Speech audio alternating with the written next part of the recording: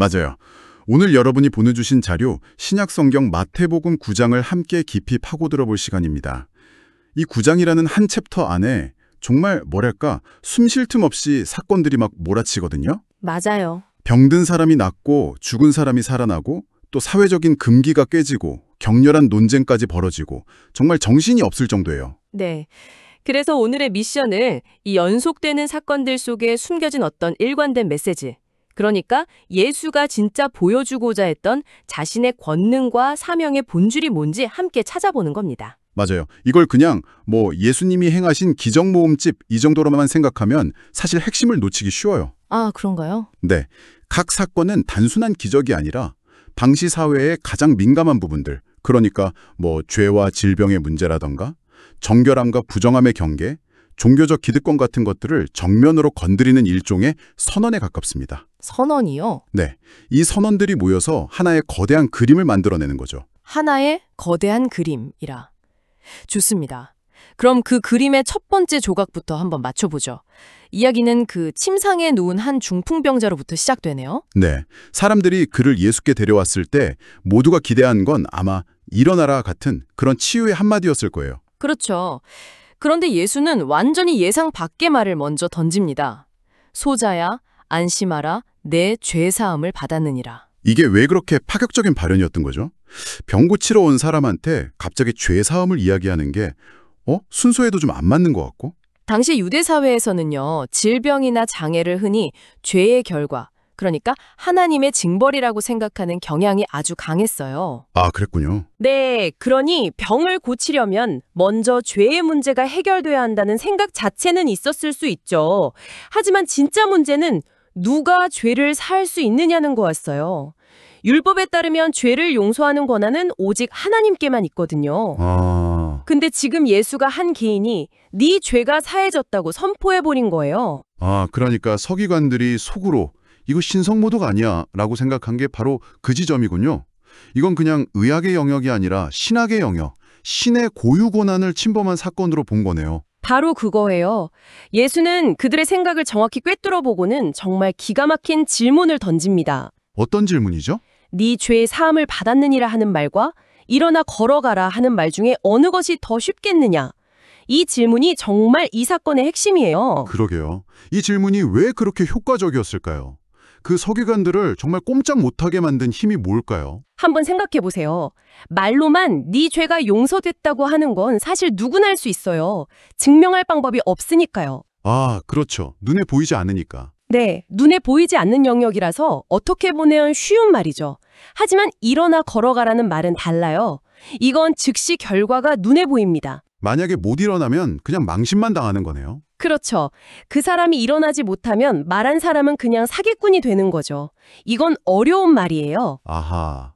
그러니까 예수는 증명 불가능하고 쉬워 보이는 죄사함을 선포한 뒤에 모두가 보는 앞에서 증명 가능하고 어려워 보이는 치유를 실제로 행함으로써 자신이 그 눈에 보이지 않는 죄를 살 권세도 정말로 가지고 있다는 걸 역으로 증명해 보인 거군요. 완벽한 설명입니다. 이건 거의, 완전히 논쟁의 판을 뒤집어버리는 한 수네요. 맞습니다. 기적은 그 자체로 목적이 아니라 자신의 영적 권위를 입증하는 증거로 사용된 거죠. 그래서 중풍병자가 침상을 들고 걸어나갔을 때 사람들이 단순히 병이 나은 것에만 놀란 게 아니었어요.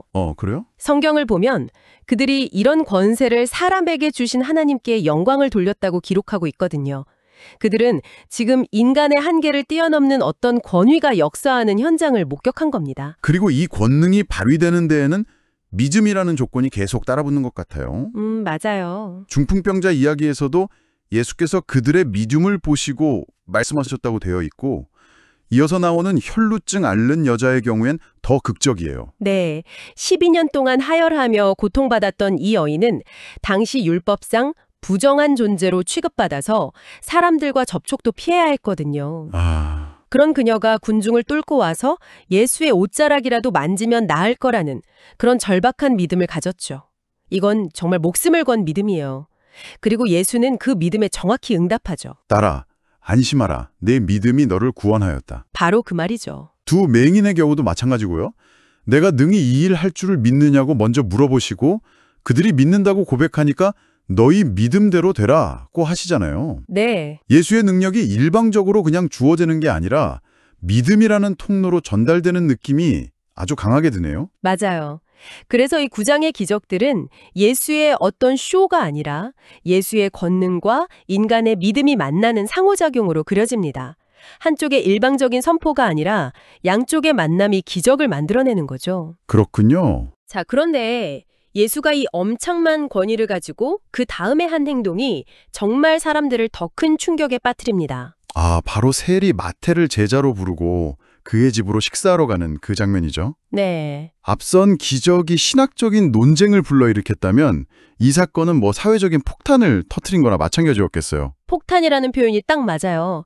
당시 세리가 어떤 존재였는지 먼저 이해해야 해요. 네, 어떤 존재였죠? 이들은 로마 제국을 위해 동족 유대인들의 세금을 걷던 사람들이에요. 요즘으로 치면 글쎄요, 부패한 권력에 빌붙어서 동포들의 고열을 짜내는 매국노자. 아, 이미지가 정말 안 좋았겠네요. 네, 자기 이익을 위해 동족을 착취하는 고리대금업자 같은 이미지.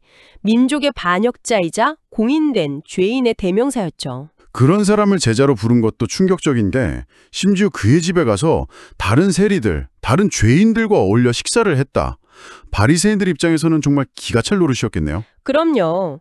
바리새인들은 율법적 정결함을 목숨처럼 지키는 사람들이었거든요. 네, 그들에게 죄인과 함께 식사하는 건 스스로를 더럽히는 행위, 거의 신성모독에 가까운 일이었어요. 그래서 그들이 직접 예수에게 따지지 않고 제자들에게 가서 어찌하여 너희 선생은 세리와 죄인들과 함께 먹느냐 이렇게 수군거린 거죠. 일종의 이간질이자 비난이었군요. 그렇죠. 여기서 예수님의 대답이 정말 이 챕터의 핵심 주제 중 하나를 관통하는 것 같아요. 어떤 대답이죠? 건강한 자에게는 의원이 쓸데없고 병든 자에게라야 쓸데있느니라. 나는 의인을 부르러 온 것이 아니요 죄인을 부르러 왔노라. 이 말은 예수의 사명 선언문과도 같아요. 스스로 건강하다고 의롭다고 생각해서 벽을 치고 사는 사람들에게는 자신이 필요 없다는 거예요.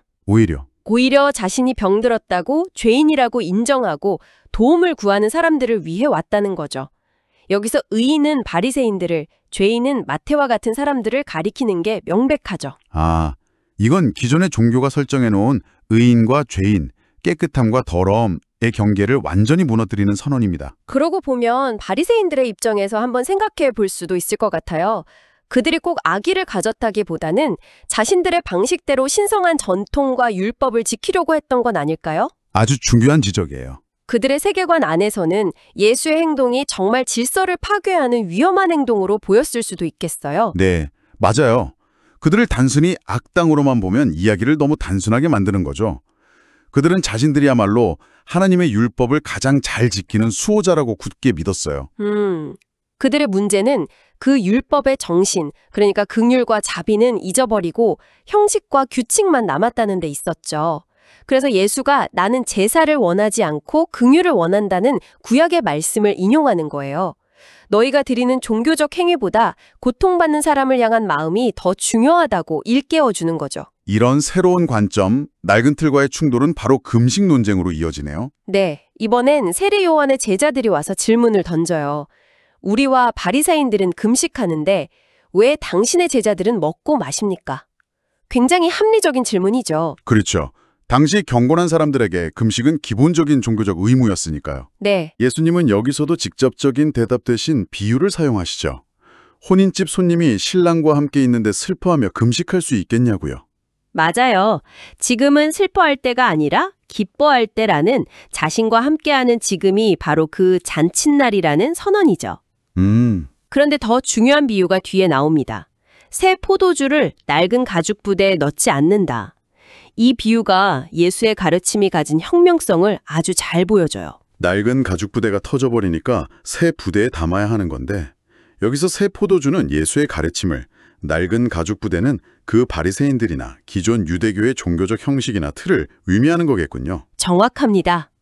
예수는 지금 자신의 메시지가 기존 종교 시스템에 몇 가지 새로운 규칙을 추가하는 그런 업데이트나 개선이 아니라고 말하는 거예요. 아, 그게 아니다. 네, 만약 새 포도주, 즉 이 혁명적인 가르침을 낡은 틀 안에 우겨 넣으려고 하면 그 틀 자체가 견디지 못하고 터져버릴 거라는 거죠.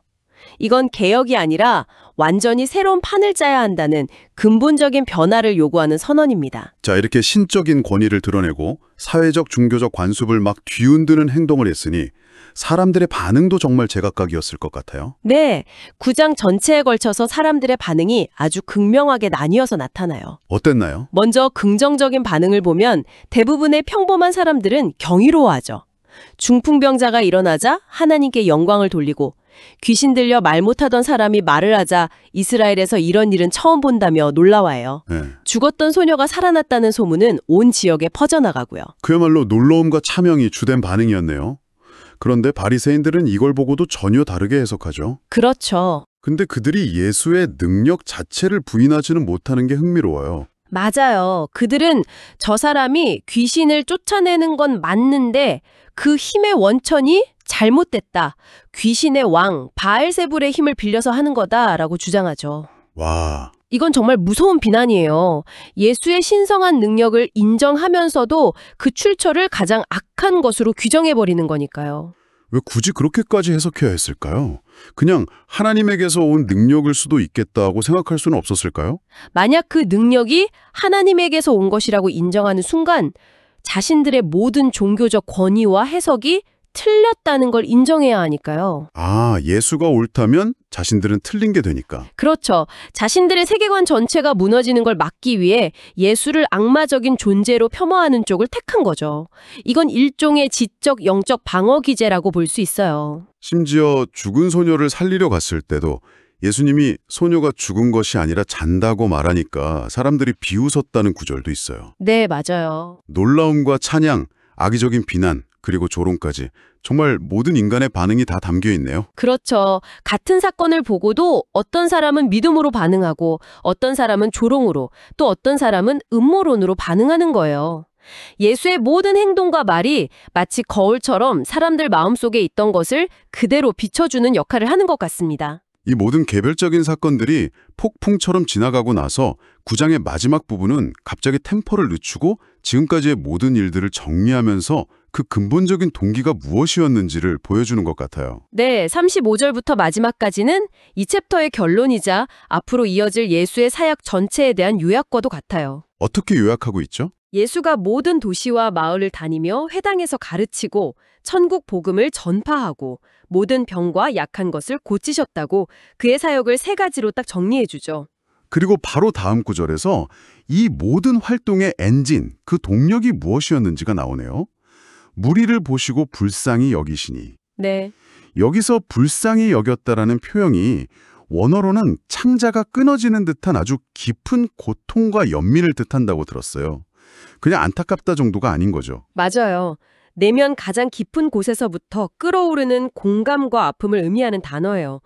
예수가 그토록 지치지 않고 가르치고 고치고 논쟁했던 이유가 바로 이 깊은 연민 때문이었다는 걸 보여주는 거죠.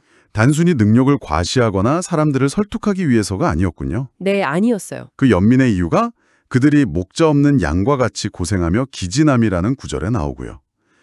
이 목자 없는 양이라는 이미지가 굉장히 강렬하게 다가오네요. 그렇죠. 그냥 길을 잃은 정도가 아니라 지치고 방향 감각에 상실하고 어쩌면 약탈자들에게 무방비로 노출된 상태를 떠올리게 하거든요. 정확합니다.